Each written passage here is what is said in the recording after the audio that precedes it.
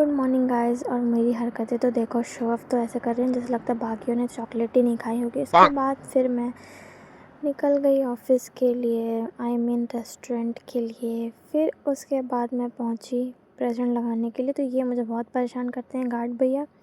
उसके बाद मैं पहुंची रेस्टोरेंट पहुंची तो ज़्यादा रश नहीं था, ठीक था। फिर मुझे ये बच्चा मिला जो कि बहुत क्यूट लग रहा था यार, कितना सुंदर है। उसके बाद फिर मेरा वापस ब्रेक का टाइम हो गया, तो मैं आ गई ब्रेक के लिए। तो मैं सो ही रही थी कि मुझे हाउसकीपिंग की कुछ लड़कियों ने बोला कि मुझे थ्रेडिंग बनवाना है, और मेरे को इतनी तेज़ से गुस्सा आई कि क्या बताऊँ। भाई सोते हुए इंसान को क्यों परेशान करते हो, एक तो मैं सो नहीं पाती, यहाँ पर इतना डिस्टर्ब करते हैं। ऊपर से और है, मैंने इसको मना भी किया तो इसने बोला नहीं बना दो। एक तो मुझे ना बोलते भी नहीं आता है। फिर मैंने जैसे तैसे बनाया, मैंने बोला ठीक है चलो बना देती हूँ। गुस्सा तो बहुत आ रहा था। मतलब इंसान को समझना चाहिए कि कोई मना कर रहा है तो ना का मतलब ना होता, पर लोग कैसे फ़ोर्स करा लेते हैं। और एक मैं भी बेवकूफ़ हूँ जो मुझे ना बोलते नहीं आता। फिर हो गया, थ्रेडिंग बनाई, उसको अच्छा लगा। उसके बाद हो गया, ज़्यादा कुछ नहीं किया। रेडी तो थी ही, क्योंकि इतना थकी हुई थी कि मैं तो ऐसे ही सो गई थी। और उठने के बाद डायरेक्ट इसकी थ्रेडिंग बनाई।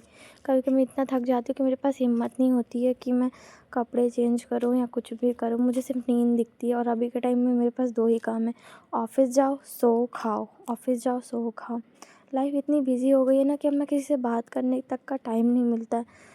अगर मैं सोचूँ कि मुझे बात करना है तो मैं सो नहीं सकती, सो नहीं पाऊँगी, क्योंकि मेरे को लगता है कि सबसे पहले सोऊंगी उसके बाद ही किसी से बात करूँगी।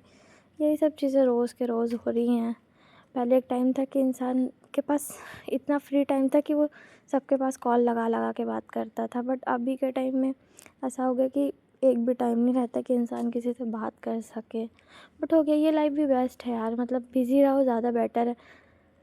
फालतू में घूमने से तो अच्छा है। पता नहीं क्यों मुझे एक चीज़ बहुत खटक रही है कि पता नहीं मेरे एरिया के लोगों को इतनी प्रॉब्लम क्यों है। मैं घर पे रहती थी तो भी प्रॉब्लम था, घूमती थी तो भी प्रॉब्लम था, आज जब बाहर आके कमा रही हूँ तो भी प्रॉब्लम। भाई मुझे समझ नहीं आता, भाई आप अपने घर का देखो ना यार, क्या प्रॉब्लम है।